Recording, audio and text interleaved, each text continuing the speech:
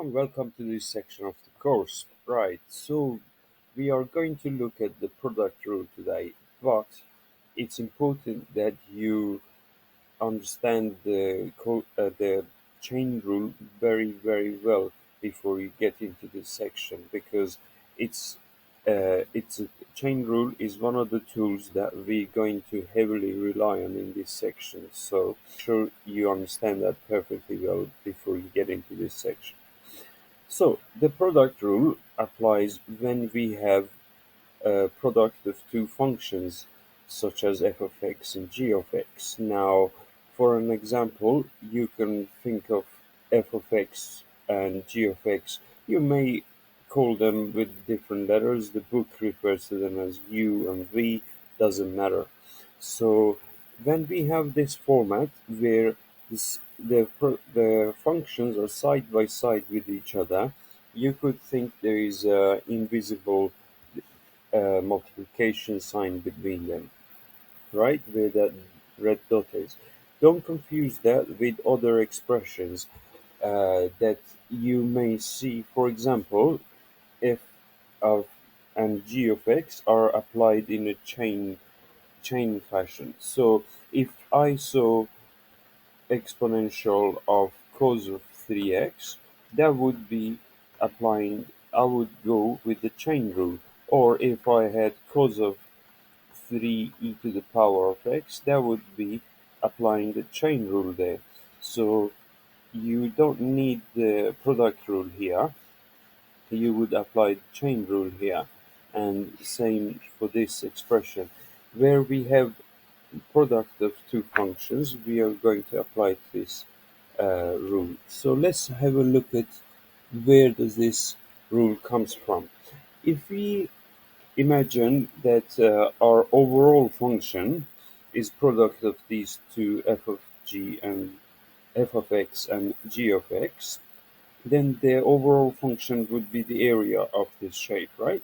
And we want to, when we differentiate this expression, we want to find the changing area with respect to change in x. Now, if we think of it in a linear fashion, the extension of g of x is g dash of x with respect to x, and the extension of the box vertically is f dash of x. And geometrically, uh, this part of the box is f dash of x multiplied by g of x. You can confirm that for yourself because that's the length at the bottom. And this part of the box here is its area. This area here is going to be f of x multiplied by g dash of x because that's the height and width of that section of the box. Now, there's also this section here, which is f of x multiplied by g of x. But if you think about the change of x being infinitesimally small, this particular corner, its area is going to be smaller and smaller as we reduce the uh, the d of x, the delta x. So we can ignore that part of the box. So let me remove my handwriting here. No, that's not what I meant to do. I pressed the wrong key. So, so the overall change of area is going to be this f of x multiplied by g dash of x and adding g of x multiplied by f dash of x. So it's a kind of a cross multiplication that's going on here, and then we add these two areas with each other. As I said, if f dash of x and g dash of x are going to approach to zero if when we take the change to be very small. Now, the book obviously mentions the same rule with without these notations, geometric notations, but they use U and V, so those are the kind of letters that we might use as well in our label our different functions. So don't be confused with the change of names. It's the same rule. We're going to have this expression and we're going to apply it to other questions such as the example coming up. All right, so let's have a look at this example here. The first thing, we're going to go through three rather complicated examples. All right, so we can label one function as x squared and the other function is the square root of 3x minus 1. So it's clear that these are the two separate functions that we have to find the derivative to. The derivative of x squared is going to be,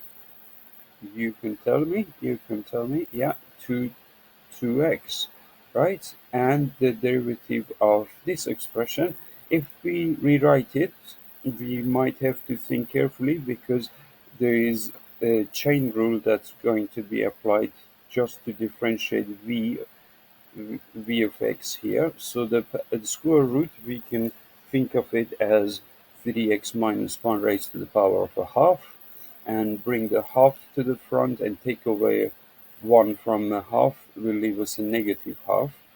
And we're going to have to multiply by the derivative of inside, which is 3. So we rewrote that v just with the power, and once we differentiate that, we are going to have multiplied by 3, yes.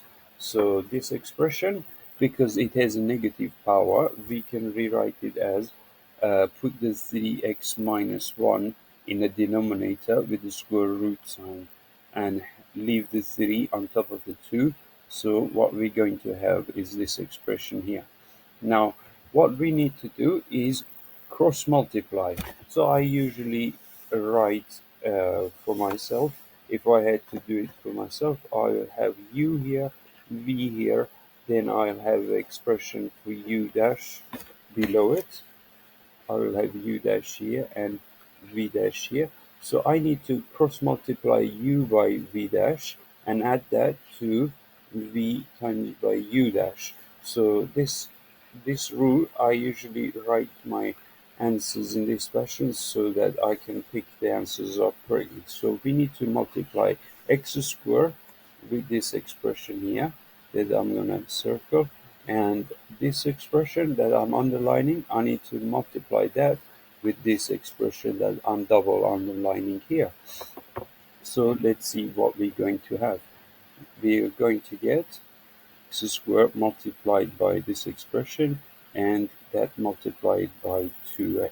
And well, these are the terms that we are talking about. Okay, we could tidy things up a little bit, but that's not quite necessary. Uh, as long as you have come to this stage, you can leave your answer like that. So let's look at the next example. Well, actually, we're going to rewrite that expression again, tidying that up properly and neatly, because when we have a square root at the bottom of the denominator and actually adding this second square root, we need a common denominator. So we can multiply the second expression by another 2 root 3x minus 1. So because we need this in the denominator, we need to have that in the numerator as well. So if I write that there, so you can tell that the square roots are exactly the same, these two square roots. So the square roots will drop off, and this 2 multiplied by this 2 will give us a 4. So we can rewrite that and have a 4x, and we can drop off the square root sign and just have it as one bracket there. Then what we'll have is this expression here. We can multiply 4x by 3x and we'll have 12x squared. With that, adding 12x squared with 3x squared, we are going to have 15x squared. On the top, take away 4x. Now there is some factorization. We can factor an x out of the numerator and have it nice and neatly tidied up like that. That is when they want you to have an answer in a particular form. So next next example, actually this is the final example here. So if you think carefully about this expression here, we have a sine square of 3x. This is one function, that is the function chained inside it. So then, and this exponential e to the power of 4x is also, you could think of it as a chain function, but the main functions where they separate the product is these two products here, these two functions. So we can rewrite them separately. The question is kind of giving us format of the final answer here. So we do have to factorize then our answer at the end to get it into this format. But don't worry about that for now. Let's just focus on differentiating these parts one part at a time. So the derivative of exponential of 4x is going to be 4e to the power of 4x. All right, but the derivative of finding this derivative is a little bit trickier because we have sine that is squared, and inside the sine function we have a 3x. So you could think of the square bit on the outside. So let's put that on the outside, rewrite the power as that. Now, you could think that V is W squared. I'm going to call this sine 3xW and put it separately somewhere else. Okay, so if I differentiate, if I have V equals to W squared, the derivative of V with respect to W is going to be 2W. But at the same time, W is, okay, and we need to multiply. This expression is not quite finished. We need the derivative, or W dash, with respect to x multiplying here. We need to figure out what W dash is. So W dash is the derivative of sine 3x. If you think carefully back to our very first lecture, we said the derivative of sine is cos 3x. We don't change the input, but we will need the coefficient of 3 coming out, multiplying at the front. So in the end, we end up with 3 cos 3x as well. So that the W itself was sine 3x. Now, okay, we can, I'm just gonna wait for the PowerPoint to show you what I wrote by hand there. I've already written that by hand, but I put that there. So now this 3 and a 2 multiply out to give us 6, and we have this expression here. Now is the time to do the cross multiplying. We need to multiply this expression here that I'm underlining with the squiggly line with that expression there. U multiplies by V dash, or dV dx, and this expression that I'm double underlining needs to be multiplied by this expression here. So let's have a look. What's the final product? We will have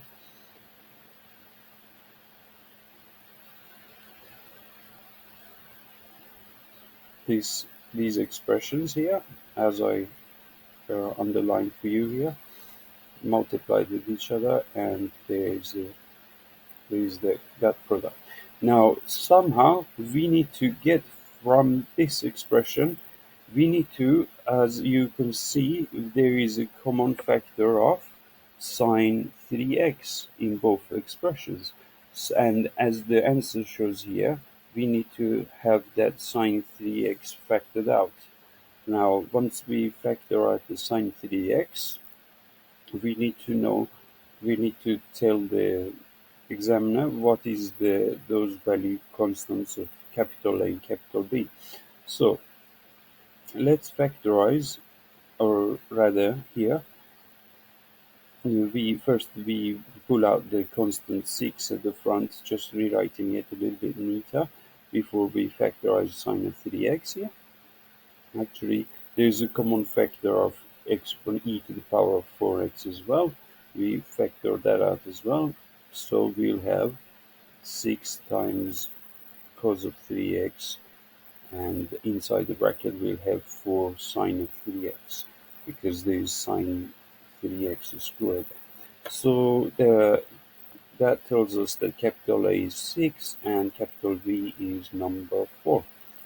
Okay, so this is the exercise for exercise to use the product rule here.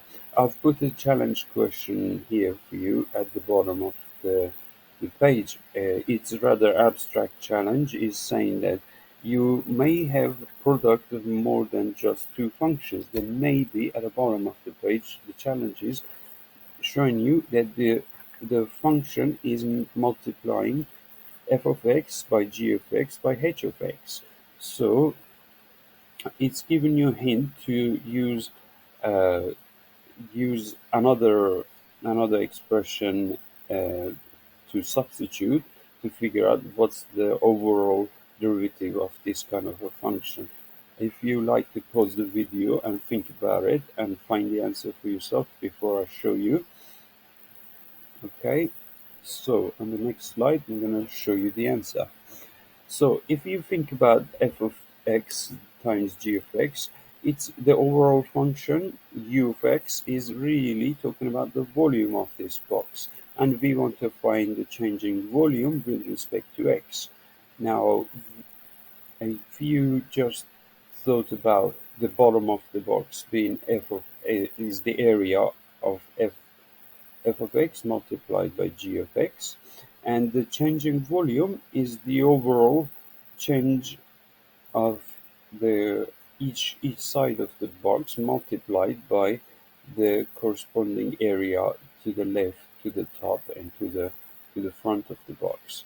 So what we end up with is the green area is g of x times h of x that will be multiplied by f dash of x. The red area will be multiplied by g dash of x, g dash of x, and the top will be multiplied by h dash of x. So what we end up with is this expression there. So you can use that because the challenge questions at the bottom of this slide here. Okay, so with that, I'll see you in the next lecture.